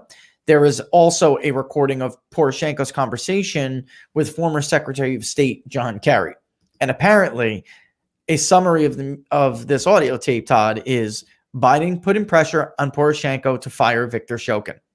Oh my God, if this comes to fruition, why is this important? So there's this now infamous tape of Joe Biden at the Council on Foreign Relations bragging about getting Viktor Shokin fired. And he said, oh yeah, we had to get rid of him and put a good guy in there. The good guy he's referring to is Yuri Lutsenko, who now they call corrupt too, because Yuri Lutsenko wanted to testify against Marie Yovanovitch and some of the Obama-Biden gang, because he says that Marie Yovanovitch was instructed by Joe Biden to come to him with a do not prosecute list, not a physical list that was lost in translation, not a physical list, but a list of people you are not to touch. And on them were people from Burisma, people from Soros's crew, and Hunter Biden.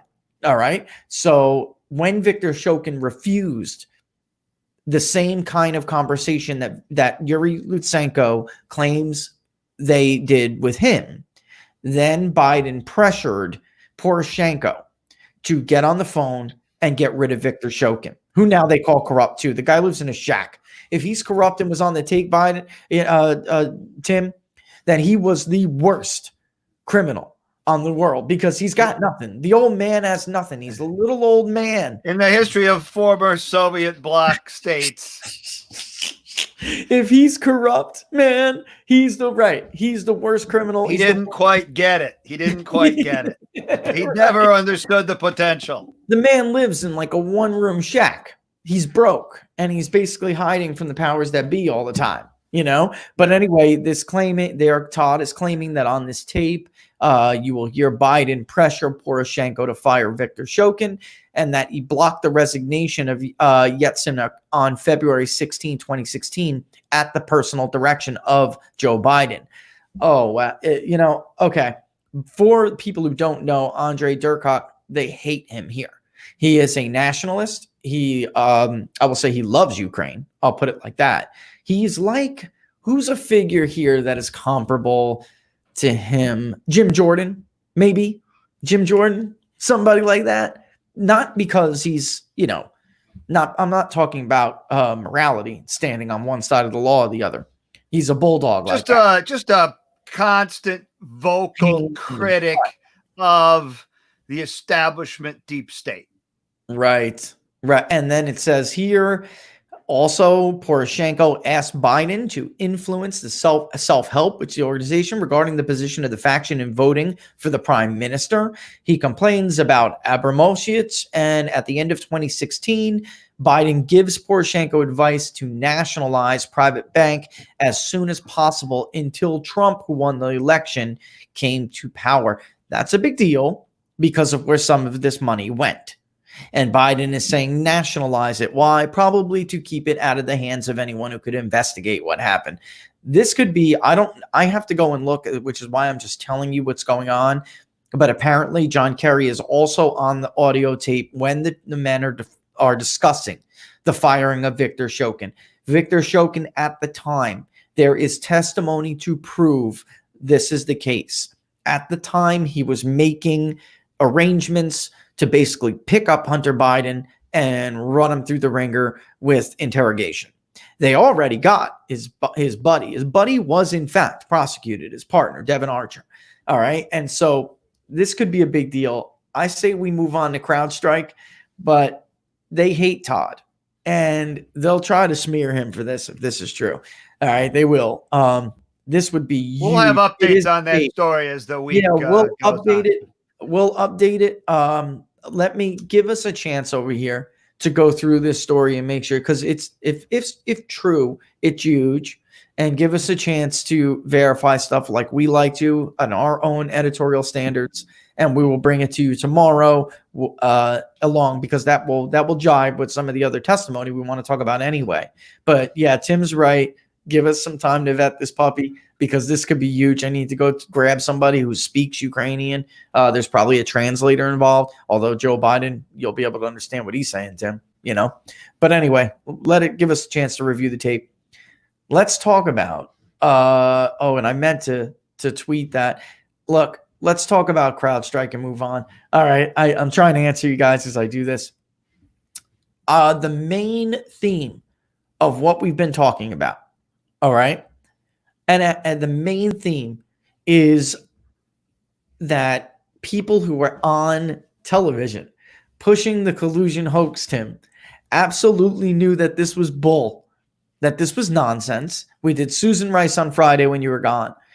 She told Trey Gowdy flatly, and she tried to equivocate between the word evidence and intel. Do you mean, did I have any evidence? Did I have any intel? And he goes, stop. Evidence or intel, either one. And if so, specify which one. And she just was like, nah, it doesn't matter. I had none. I didn't have either. It doesn't matter. Oh, well, so but then a month after that, she's on ABC or NBC, I think it was. She's on NBC. And I had this last week, but, saying that, I got reason to be concerned that the president of the United States could be a Russian traitor. I got a lot of reason to believe that. She had no reason. It was because they were given her and other people that testified in closed session to the House committee were given assurance that none of their testimony would ever be released. That's right. And it's important for people to understand that they never believed this man would win this election. Right. So then they're out there and they're thinking, okay, well, Republicans, he won, but Republicans are coward and they're cowards and they basically will not make this public anyway. They will be able to keep this quiet. I can't believe that this story, if this is, it would just be huge. I'm getting banged over it because this was something that was sent to me earlier. I didn't look at it until I went on. But anyway, everybody relied on the analysis of CrowdStrike, the company. And in truth, this is another thing, Tim, that's important. They have worked for both sides of the fence before. CrowdStrike has done work for politicians on the right. Who knows what they could have on these guys if they run through their computer stuff in the guise of being the ones who are protecting anything from coming out, right? There were just so many Republican retirements in 2018. You can't help but to wonder, What was all the stuff they did to push these people out of office, so to run again. And so when you go through this testimony, Congressman Stewart of Utah asks, is it safe to, can you tell us, and without giving up, because I know that you have a confidential relationship with clients, is it safe to say that it's true you worked for both Republicans and Democrats in the past? And he did say, yes, that's true. We have worked for both sides. Even though he wanted specific information about the RNC, he didn't get it. There was no evidence in the indictments that Robert Mueller handed out against Russian nationals, supposed troll farms, etc.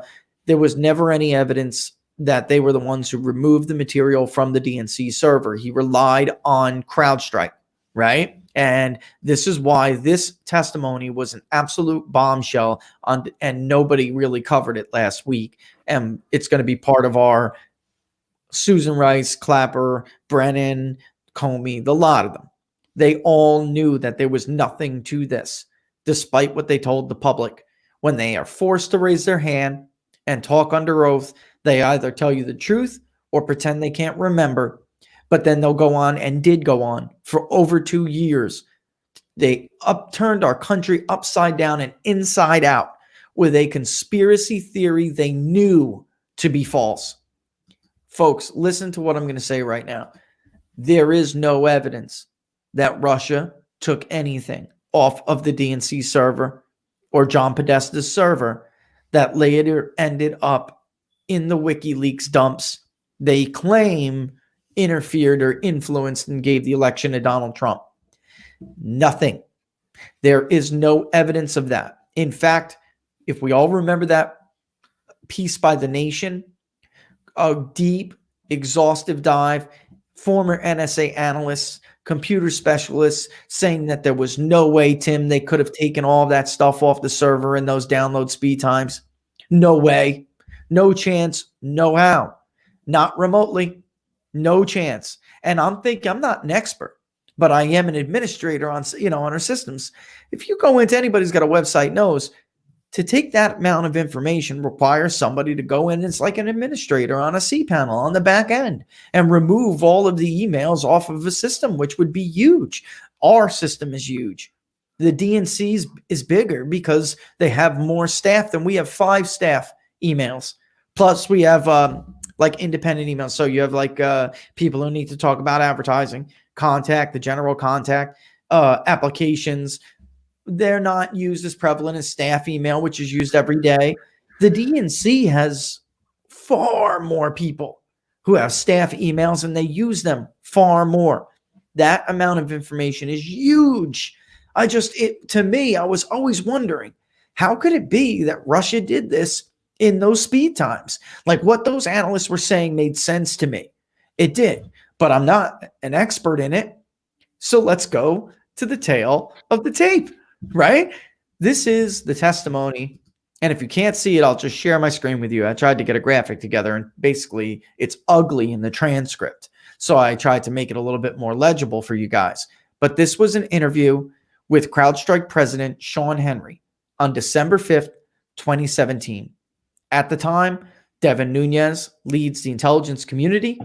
Congressman Stewart of Utah is the one Mr. Stewart, he was the counsel for the House Intelligence Committee, is peppering him with questions about his analysis and work he did with the DNC, and his analysis and the entire preposition that Russia or a Russian agent removed these emails remotely. And here it is. Let's see if you guys can see. Yeah, you can easily see that. Okay. I'm referencing for everybody. If you want to follow along, there is the link below. Pages 74 to 77, you will find this relevant information. Okay. They go to a break. All right. Just so everybody understands. They go to a break, and Stewart is laying out the basics for everybody to understand. And he's going to circle back to this after the break, but he's laying out the basics. And while he's doing that, he doesn't get to the heart of the question about evidence and supporting documentation. He's laying out, the FBI talked to you, right? The FBI relied on your assessment, right? anybody who says anything about these statements, claims, this is coming from your company, and the work you did, correct? So he's laying all of that out first. He's establishing that all of these narratives are derived, when it comes to the emails, from CrowdStrike's assessment. And so they wind up taking a break. And before he does, by the way, he does say, Robert Mueller, the FBI, they never did their own. This is all from you. You did talk to the FBI. Oh, by the way, what about Podesta, where he goes off and says, we really can't tell you much about Podesta. We can't tell you much about the email that was released through the Podesta files. Okay, which is unbelievable, because that was thought to have been a phishing scam, which we find out later. I mean, the guy's password was password. He's an idiot. But then he winds up drilling down only and focusing on the DNC emails. They return from the break and he says, okay, you said something and I want to restate it, because it was not a question about it. He just blurted it out, and now he's circling back to driving the nail in the coffin of this entire narrative, which was taken by people on the right and the left as gospel. He says, I want to restate it and tell me if I'm wrong, if I could. You said, I believe, talking about the DNC computer, you had indications the data was prepared to be exfiltrated, but no evidence it actually did. Did I write that down correctly? And Sean Henry, the president of CrowdStrike, responds, yes. Stewart goes on, and in this case, the data I am assuming you're talking about is the email, as well as everything else they may have been trying to take. And by the way, to clarify, earlier, the counsel for the House Intelligence Committee was talking. This is Stewart of Utah. All right.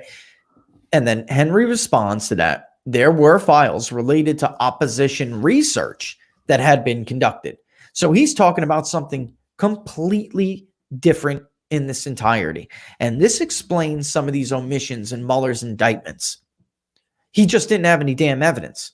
And that's why the Justice Department, the special counsels, dropped the charges against those troll farms, Tim, because they fought back and they wanted discovery. They wanted discovery.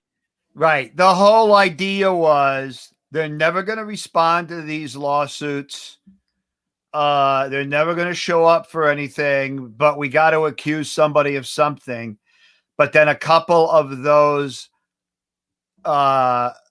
company entities were actually still represented by legal counsel in the U.S. who knew that the Mueller indictments were total BS. Right. So we got to accuse somebody of something, by the way, make it look good with our narrative. A lie. Right. I mean, it was a total lie, total fabrication. And they never thought they'd get a response. And they'd say, well, clearly these people are hiding from U.S. Enforcement officials. They're in Russia and they don't want to respond to these charges because they know that they're true.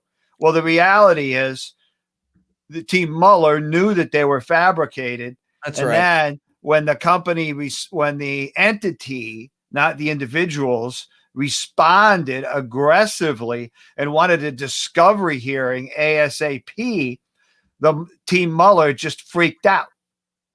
And they dropped it. They had eventually they dropped it. Yes. They had nothing they can do to respond to the request for discovery. There was no Brady. There was nothing. Right. There was nothing, which we're going to get into in a second. They had nothing to back up any of it. Nothing. They just made it sound. They made it up. They made it up, man. That's exactly, Tim, I can't believe we're saying this. Listen to what we're saying here, which is, they made it up. But this is the truth. They had nothing. They did these indictments to make it to make it jive, to give you, to lie to you folks, to lie to you, to make you think your president was a traitor, to make you think your president and the people around him worked with Russians and Russian secret dark Russian troll farms, really shadowy kind of people. By the way, they're really bad. They kill people. These are the kind of people who are like thugs for Putin. They never had any of this. None of it was true. None of it. And when he gets pressed on it, Henry runs into stuff about opposition research that had been conducted, totally unrelated to the actual damn emails. So he goes, okay, and he brings them back. Okay, what about the emails that everyone is so, acknowledgeable of?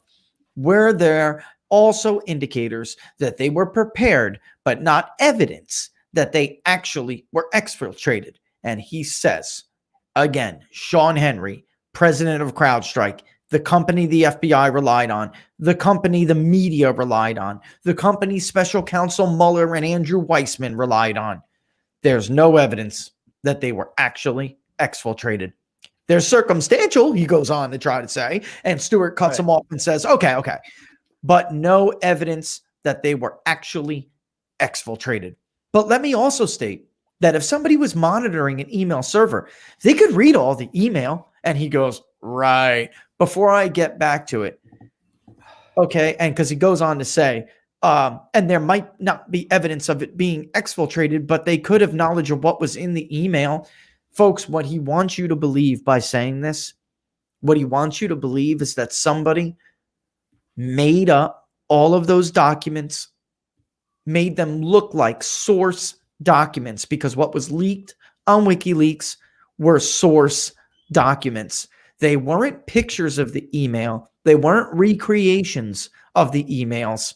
They were the emails. And how do we know that? Tons of them had the actual attached material on the emails. If there was a logo on somebody's email, there was the attached logo. If there was research that the DNC conducted, hey guys, look at this polling, there was the polling attached. If there were Excel files, CVS files, PDF files, JPEG files, PNG files, GIF files, they were on the attachments.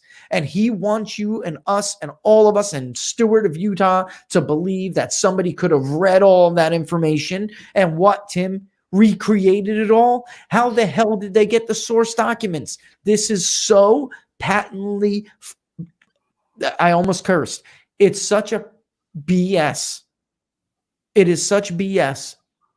It is not possible. It's insulting for him to try to pretend like this is what happens. And he does. He said they would have been able to copy that email. Right. Stewart says, but they wouldn't be able to copy that email. They could only watch it in real time. And Henry responds, there would be ways to copy it. You could take screenshots. You could copy it. So he wants us all to believe that everybody took screenshots, perfect size, perfect dimension every damn time. And that even if that was, and then recreated it in some mass scale, thousands and thousands of emails. That's ludicrous on its face, but it's disproven. The possibility of it is disproven by what I said before. They had the attached documents. They had the attached photos, images, whatever. He wouldn't have been able to do that. You can't take a screenshot of content and still get the attachments. That's ridiculous. To claim that is ridiculous. And Henry fires back. There would be ways to copy it. You could take screenshots. You could copy it. And Stewart interrupts him and says, all right. So I think that's one of the more interesting things that we've learned from you today. Again, that there is no evidence it was actually exfiltrated, which means removed from the server. Is it? It seems unlikely to me that in the real time that they were watching these emails, that they'd be able to collect hundreds or thousands that they had, but with screenshots or whatever. And Henry goes, so there was circumstantial evidence that it was taken down. And then he interrupts and goes, I understand, but not conclusive. And full stop, mic drop. Then we have this. This is the guy. This is the guy who everyone relied on for the entire, it's again, to use the word dogma, Tim. I mean, it's an established fact, supposedly, that the Russians removed this material from the DNC server. It's supposed to be an established fact. And what do we have to establish that fact? We have this supposed investigation by the company CrowdStrike. And now we get transcripts of the president's testimony in which he flatly admits they have no damn evidence. This is unbelievable. This right here was one of the bigger revelations for me, Tim. Yep. This was one of the bigger revelations for me. Yep. Holy crap. Oh my God. It was huge when I read it. It was huge. I almost, there's really like 3 pages that a lot of this is combined on because of the way the transcripts are written. You only get a few exchanges back and forth per page. And even so, this is like 3 pages, 74 to 77. But if you read a little bit before, a little bit after, even before they take the break, you can see where Stewart is going. You can see where he's going because you have Gowdy doing it masterfully with other witnesses throughout the time. And, it's his job here to nail down the crown jewel of it all. Like this, if we were playing Jenga and the entire Russia narrative, not just the hoax that was Russia collusion, the entire interference narrative surrounding 2016, if we were playing Jenga and that was the build was that, the narrative itself, they interfered with the election and they used this as a way to insinuate that it had an impact. If that was the game itself, this piece of paper would be the block at the bottom that you pull and it all comes tumbling down. Because here we found out, if you remember, going back to those indictments, I would say an indictment is not evidence. It is not evidence that Robert Mueller claims that these people remove that information from the server. A prosecutor's accusation is not evidence. Maybe evidence exists somewhere and it's classified. We don't know about it. Maybe what CrowdStrike found was evidence, but we don't know about it. This is what I was talking about right here, because here we have it all comes crumbling. It all comes tumbling down. By the way, there's a great piece in The Nation about what I was talking about before, but then a piggyback off of CrowdStrike itself and how this company came into existence, the people behind it, Sean Henry being a major player, but how they financially and reputation-wise needed Russia to be the boogeyman here. They needed Russia to be the boogeyman. They had already looked ridiculous in one other instance, and they needed a boogeyman. They needed not just a boogeyman. They needed Russia to be the boogeyman. They had been called on this before. How do you know? Well, we got this great technology that goes in and it really doesn't find the evidence. It finds the traces of the evidence. But then they were called out on it. They were basically busted. And then without the American people being told about that and being told about how they had a professional and financial incentive to create this fiction that Russia was definitely behind this hack, they had those incentives never told to the American people. And here we are now. And for it all to, now we have come full circle here, Tim. Somebody said in the comments, it's outrageous that no Republican had leaked this. That is outrageous. I thought the same thing when these transcripts started to come out, that it's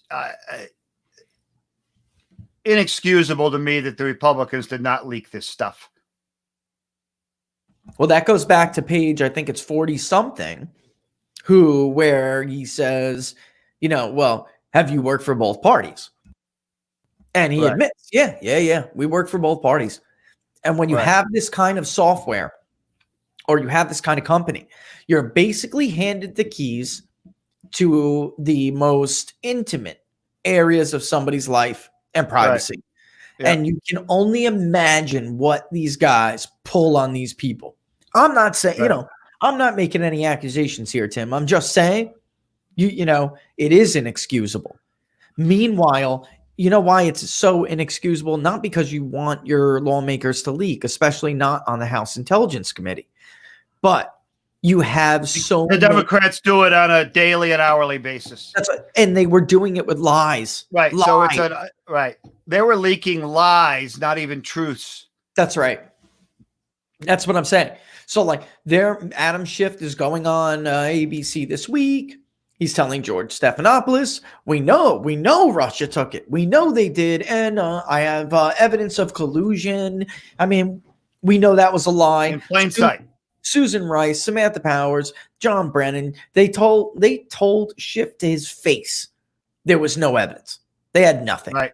They told him to his face that was a bald-faced lie. But then overall, amazingly, they set this thing up like it was when we were talking about earlier in the show, in the beginning of the show, about how some people like, evidence. They use these words, evidence, science, data, not to actually like show evidence, science, or data, but as a way to shut down debate.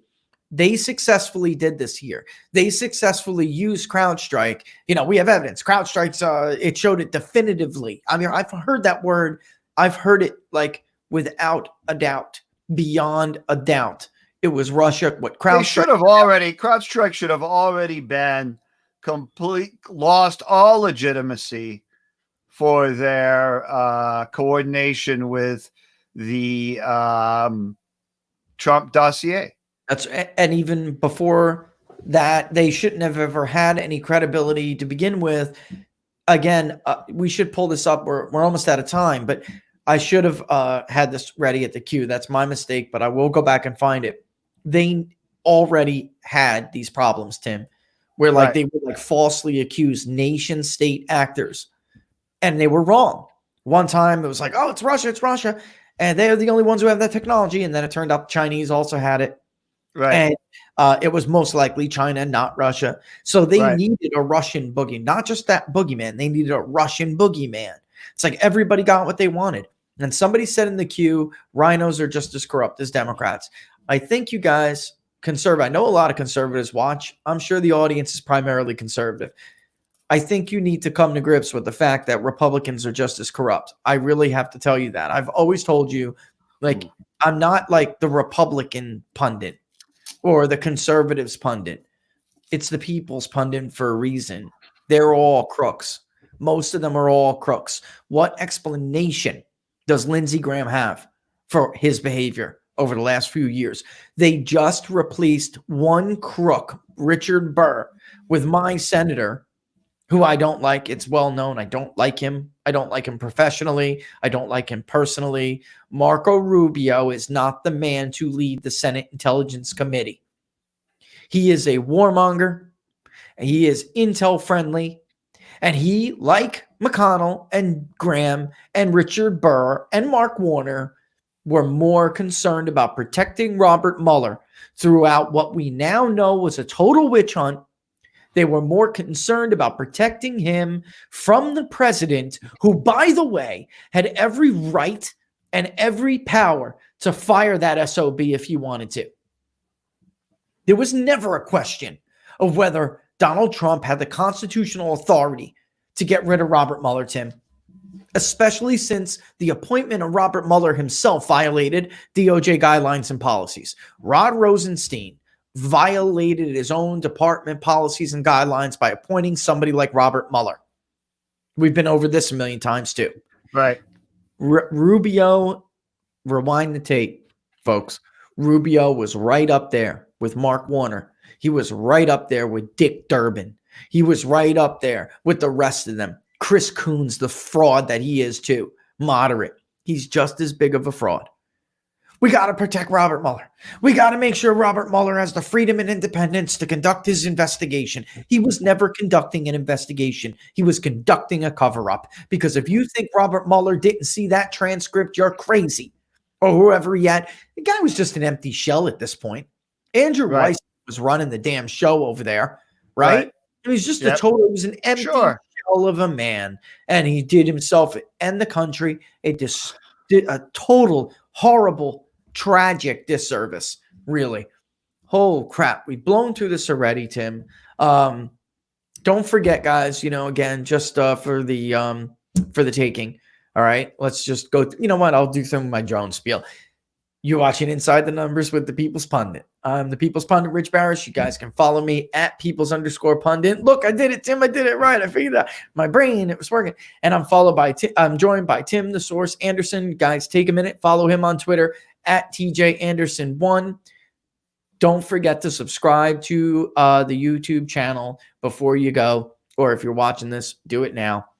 And hit that notification bell. We got like an 80. I didn't get a chance to tell this to Tim, but we got like an 85% notification rate. YouTube like sent an email like, congratulations, that's really high. I was like, wow, that's pretty cool. But it says that if you subscribe, people hit that notification bell because they want to know when we're going on. And that's awesome. And we love you guys for it. On Facebook, if you guys watch Facebook Live, don't forget to like the page People's Pundit Daily. That will act like a notification bell. Better yet, if you watch on YouTube, don't forget to head over to Facebook anyway and like the page, People's Pundit Daily. And if you watch on Facebook, head on over to YouTube and subscribe to the channel. And if you're on Periscope, follow the account that you're watching on, and then go to Facebook and then go to YouTube and subscribe to both of them anyway. And the ultimate way to support the show, folks, is to subscribe to People's Pundit Daily itself. And you could do that by going to pbdnews.us/subscribe. pbdnews.us/subscribe. Tim, this was a great one. You want to give people what to look out for the rest of the day while we're off the air before we go? You know, we had a huge up day yesterday in the stock market, up close to 4%, holding those gains right now. Would really like to see that continue through to 4 o'clock. And, you know, we're going into a 3-day weekend. Yep. Monday was Memorial Day. And so I think that, you know, Friday, the activity will drop off a little bit. But for the market to have a positive tone into Memorial Day, not quite the end of the month, but it will be a positive way to end the month. Yeah, that's a positive way to end the show right there, folks. Again, you're watching Inside the Numbers. We will be back tomorrow at 10 a.m. Eastern Standard Time. All the best, folks. Looking forward to it. See you tomorrow.